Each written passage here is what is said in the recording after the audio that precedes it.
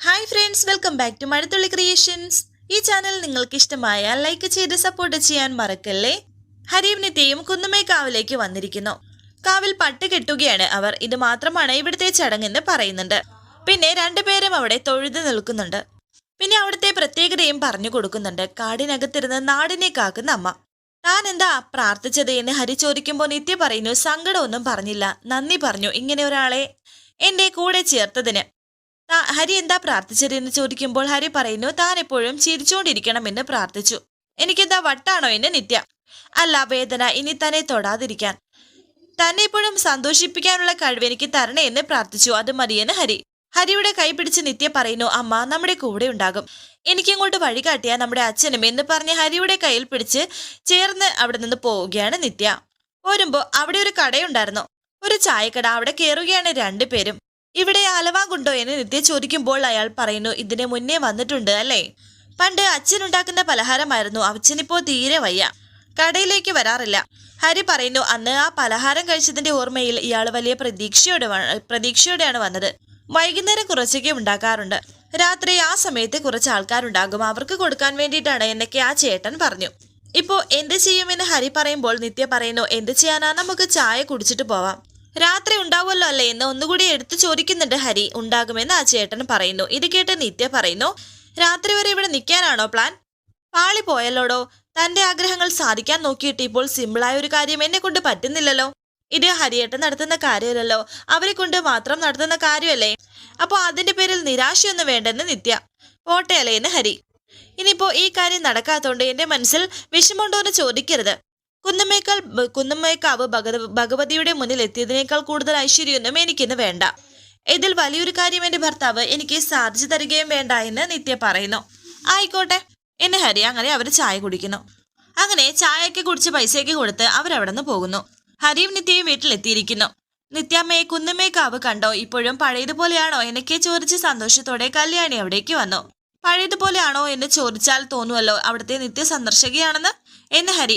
സുജാതയും രഘുവും ശരവണനും ഒക്കെ അവിടേക്ക് വന്നു. അമ്മയെ നല്ല രസമായിരുന്നു, ഒരു ദിവസം നമുക്ക് എല്ലാവർക്കും കൂടി അവിടേക്ക് പോകാം എന്ന് നിത്യയും പറയുന്നു. അമ്മാവൻ അവിടേക്ക് വന്നിട്ട് പറയുന്നു, രണ്ടുപേരും മനസ്സറിഞ്ഞ് പ്രാർത്ഥിച്ചോ എന്ന്. പ്രാർത്ഥിച്ചു, എനിക്ക് എല്ലാവരോടും കൂടി ഒരു കാര്യം പറയാനുണ്ട്. എന്താ സാർ, തിരിച്ചു വന്നപ്പോ ഏതെങ്കിലും പുതിയ കാവ് കണ്ടുപിടിച്ചോ എന്ന് ശരവണൻ. അതൊന്നുമല്ല, ഞാൻ കൃഷിയിലേക്ക് ഇറങ്ങാൻ തീരുമാനിച്ചു. മനസ്സിലതൊരു വീർപ്പുമുട്ടലായി കിടക്കുകയാണ്, കുറച്ച് മണ്ണ് വേണം, എന്തെങ്കിലും കൊത്തിക്കിളക്കണം, എന്തെങ്കിലുമൊക്കെ നടണം, അതിനെ പരിപാലിച്ച് അതിനെ കാവലിരിക്കണം എന്ന് ഹരി പറയുമ്പോൾ അമ്മാവൻ പറയുന്നു, എടാ നമ്മുടെ നാട്ടിലാണെങ്കിൽ കുഴപ്പമില്ല, പക്ഷേ ഇവിടെ എങ്ങനെയാ, ഇവിടെ കുറച്ച് പാടശേഖരങ്ങൾ ഉണ്ടല്ലോ, അതൊക്കെ വെറുതെ കിടക്കുമല്ലേ, നമുക്ക് അവിടെ ചോദിച്ചു നോക്കാന്ന് കരുതാണ്.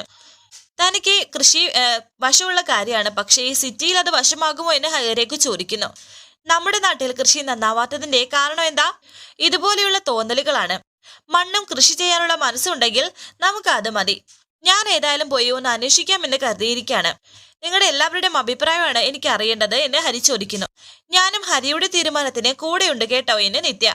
കൂടെയുണ്ടെന്ന് പറഞ്ഞാൽ നീ നിന്റെ ജോലിക്ക് പോയി ബാക്കിയുള്ള സമയത്ത് കൂടെ പാടത്ത് പോകുന്നാണോ, അതോ ഭർത്താവിന്റെ കൂടെ ഫുൾ ടൈം പാടത്ത് നിൽക്കാമെന്നാണോ എന്ന് സുജാത. ജോലി ഒരു പ്രൈവറ്റ് സ്കൂളിലല്ലേ അമ്മേ, തൽക്കാലം ഹരിയോടൊപ്പം പാടത്ത് തന്നെ നിൽക്കാം, അതിനിടയിൽ ടെസ്റ്റ് ഒക്കെ എഴുതാം, ഏതെങ്കിലും ഗവൺമെന്റ് ജോലി കിട്ടുമോ എന്ന് നോക്കാം എന്ന് നിത്യ. സുജാത, ഇവരുടെ മനസ്സിൽ ഇപ്പോ അതാണ് കാര്യം.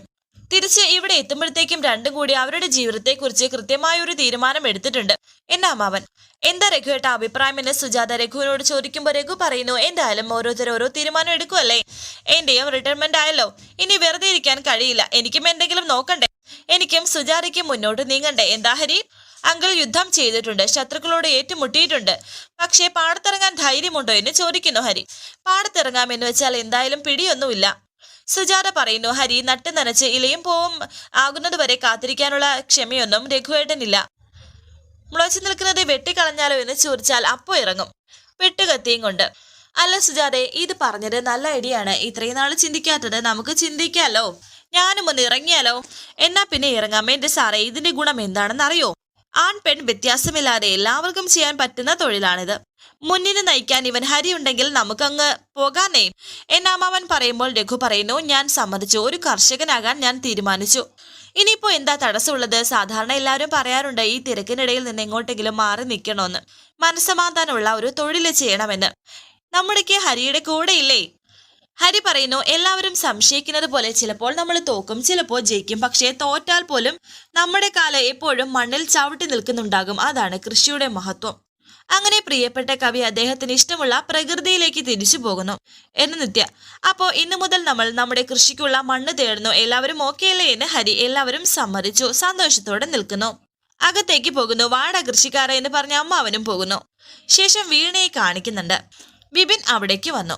അച്ഛൻ അല്പം പ്രശ്നത്തിലാണ്. നമ്മൾ ഒന്നിച്ച് ജീവിക്കാമെന്ന് അച്ഛൻ സമ്മതം മൂളിയിട്ട് പോലും കുഞ്ഞിന്റെ കാര്യം തീരുമാനിക്കാൻ നമുക്ക് കഴിഞ്ഞിട്ടില്ലല്ലോ. ഞാനിപ്പോ ഇങ്ങോട്ട് പോരുമ്പോഴും അച്ഛൻ അത് ചോദിച്ചു. നമ്മൾ എന്തിനാ ഈ ഹരിയുടെ സമ്മതം കാത്തു നിൽക്കുന്നത്? നമ്മുടെ അവകാശമല്ലേ ചോദിക്കുന്നത്? ഏത് കോടതിയിൽ പോയാലും നമ്മളെ എതിർത്ത് നിൽക്കാൻ ഹരിക്കൊരു കാരണം കിട്ടില്ല. എന്റെ ഒരു അഭിപ്രായത്തിൽ അല്പം ബഹളം ഉണ്ടാക്കിയിട്ടാണെങ്കിലും കുഞ്ഞിനെ നമുക്ക് കൊണ്ടുവരണം എന്ന് വിപിൻ പറഞ്ഞു. ബഹളം ഉണ്ടാക്കാൻ എളുപ്പമാണ്, പക്ഷേ കുറേയേറെ ചോദ്യങ്ങൾക്ക് ഞാൻ ഉത്തരം പറയേണ്ടി വരും. ശരിക്കും ഞാൻ അവരുടെ മുന്നിൽ ഒരു നിഷേധിയായിരുന്നു. ഞാൻ എന്റെ മോളെ സ്നേഹിച്ചിട്ടുണ്ടോ എന്ന് ചോദിച്ചാൽ ഇല്ല എന്നാണ് അതിന് ഉത്തരം. അന്നത് തോന്നിയില്ല. അന്ന് എന്നെ സംബന്ധിച്ചിടത്തോളം എന്റെ ജീവിതം ഇല്ലാതാക്കിയ കുഞ്ഞല്ലേ. പിന്നെ ഹരി കാണിക്കുന്ന വാത്സല്യം, അത് എനിക്കറിയാം. കല്യാണിക്ക് എന്നല്ല, ഒരു കുഞ്ഞിന് മാറി ചിന്തിക്കാൻ കഴിയില്ല. വിപിൻ പറയുന്നു, താൻ എന്താ ഈ പറയുന്നത്? നമ്മുടെ കുഞ്ഞിനെ ഹരിക്ക് കൊടുക്കാനോ? റിയാലിറ്റി എന്താണെന്ന് താൻ മനസ്സിലാക്കണം. അച്ഛന്റെ ഈ തീരുമാനം എന്നും തുടരണമെന്നില്ല. അതിന് മാറ്റം വരും. അതിനു മുമ്പ് കല്യാണിയും കൂട്ടി തനിക്ക് വീട്ടിലേക്ക് കയറാൻ പറ്റണം. വീണ പറയുന്നു, തൽക്കാലം ഒന്ന് ക്ഷമിച്ചേ പറ്റൂ വിപിൻ. ഒരു ബഹളമില്ലാതെ കല്യാണി നമ്മുടെ കൂടെ വരും. നമ്മൾ ഒന്നിക്കാൻ ഇത്രയും കാലം എടുത്തല്ലോ. ചിലപ്പോൾ കുറച്ചു ദിവസം കൂടി വേണ്ടി വരും. അതുവരെ ഇനിയും ആ ലോഡ്ജിൽ താൻ ഒറ്റയ്ക്ക് കഴിയണ്ടേ എന്ന് വിപിൻ. ഞാനത് ശീലിച്ചതാണെന്ന് വീണ. അറ്റ്ലീസ്റ്റ് കൊള്ളാവുന്ന ഒരു സ്ഥലത്തേക്ക് താൻ മാറാനെങ്കിലും ഒന്ന് നോക്ക്. പിന്നെ പണത്തിന് എന്തെങ്കിലും ആവശ്യമുണ്ടെങ്കിൽ അത് ഞാൻ തരാം എന്ന് വിപിൻ പറയുന്നു. ഇപ്പോൾ ഞാനിവിടെ കംഫർട്ടാണ്. പിന്നെ ജീവിതത്തിൽ കുറച്ച് പരീക്ഷണങ്ങൾ ഉണ്ടാവുമല്ലോ, അത് ഞാൻ ആ കൂട്ടത്തിൽ പെടുത്തിക്കോളാം എന്ന് വീണ പറയുമ്പോൾ വിപിൻ പറയുന്നു, ഒന്നിച്ച് ജീവിക്കാൻ തുടങ്ങുമ്പോൾ ഈ കടങ്ങളെല്ലാം ഞാൻ വീട്ടിക്കോളാം. എടോ, ഞാൻ കാര്യമായിട്ടാ പറയുന്നത്. ഉച്ചത്തോടെ നിൽക്കുകയാണ് വീണ. ശേഷം നിത്യയാണെങ്കിൽ ഹരിയെ കാത്തിരിക്കുന്നു. ഹരി എവിടേക്ക് വന്നു. കയ്യിലൊരു പൊതിയുണ്ട്. പിടിക്കുക എന്ന് പറഞ്ഞ് നിത്യയ്ക്ക് ആ പൊതി കൊടുക്കുന്നു. തുറന്നു നോക്കാൻ പറയുന്നു. എന്താണെന്ന് അറിയില്ല. ആകാംക്ഷയോടെ തുറന്നു നോക്കുകയാണ് നിത്യ. ഇതെവിടെ നിന്നാണെന്ന് ചോദിക്കുന്നു. ഞാൻ കുന്നുമേക്കാവിൽ പോയി. രാത്രി കൊണ്ടുവരാന്ന് പറഞ്ഞില്ലേ? അത്രയും ദൂരം പിന്നെയും പോയോ എന്ന് നിത്യ. പോവാതെ പിന്നെ കെട്ടിയോള് ആദ്യമായി ഒരു ആഗ്രഹം പറഞ്ഞാൽ അത് നടത്തി കൊടുക്കാൻ കഴിഞ്ഞില്ലെങ്കിൽ ഞാനൊരു ബോറനായി പോവില്ലേ? എന്നാ ഇത്രയും നേരം അവരെല്ലാവരും ചോദിച്ചപ്പോ ഇതാ കാരണമെന്ന് അവരോട് പറയാറുന്നില്ലേ എന്ന് നിത്യ. നന്നായി, എന്നിട്ട് വേണം അവരെല്ലാം എന്നെ കളിയാക്കി കൊല്ലാൻ. അതുകൊണ്ടാ പറയാതിരുന്നത്. താൻ കഴിച്ചു നോക്ക് എന്നെ ഹരി പറയുന്നു. അങ്ങനെ വളരെ സന്തോഷത്തോടെ തന്നെ നിത്യ അത് കഴിക്കുന്നു. സത്യം, രുചിക്ക് ഒരു മാറ്റമില്ല. അതേ രുചി. ഹരി ഒന്ന് കഴിച്ചു നോക്കൂ എന്ന് പറഞ്ഞ് ഹരിക്കും കൊടുക്കുന്നു. എങ്ങനെയുണ്ടെന്ന് ചോദിക്കുന്നു. വെറുതെ അല്ല ഈ ആഗ്രഹം ഇത്രയും കാലം മനസ്സിൽ കിടന്നത്, ഒരു പ്രത്യേക ടേസ്റ്റ് എന്ന് ഹരി പറയുമ്പോൾ നിത്യ പറയുന്നു, എന്നാലും ഇത് വേണ്ടായിരുന്നു കേട്ടോ. രാത്രി ഇത്രയും ദൂരം വേണ്ടായിരുന്നു കേട്ടോ എന്ന് ഹരിയും. ഇതുപോലെയുള്ള കുഞ്ഞു കുഞ്ഞു ആഗ്രഹങ്ങൾ ഇനി മനസ്സിലിട്ട് പെരുപ്പിക്കേണ്ട, പറഞ്ഞാൽ മതി, ഞാൻ സാധിച്ചു തന്നോളാമെന്ന് ഹരി. എന്ത് പറ്റിയെന്ന് നിത്യ. ഒന്നുമില്ല, ഇങ്ങനെ വിഷമിച്ച് നിത്യപ്പോൾ എന്ത് പറ്റിയെന്ന് ഹരി ചോദിക്കുമ്പോൾ നിത്യ പറയുന്നു, ഒന്നുമില്ല, ഇതൊരു പുതിയ അനുഭവമായിപ്പോയി. ഭാര്യയ്ക്ക് ഭർത്താവിനോട് ആഗ്രഹം പറയാം, അതൊക്കെ സാധിച്ചു കിട്ടുമെന്ന് വിശ്വാസമൊന്നുമില്ലല്ലോ. എടോ, ഇത് പുതിയ ജീവിതമല്ല, ഇവിടുത്തെ രുചികൾ പുതിയതല്ലേ. നമ്മളും ഇനി അങ്ങനെയാവണം. എന്നും പുതുമയുള്ള ദിവസങ്ങളായിരിക്കണം. ഒരിക്കലും നഷ്ടപ്പെടാതെ നമ്മുടെ ജീവിതം ഇങ്ങനെ മുന്നോട്ട് പോവണം.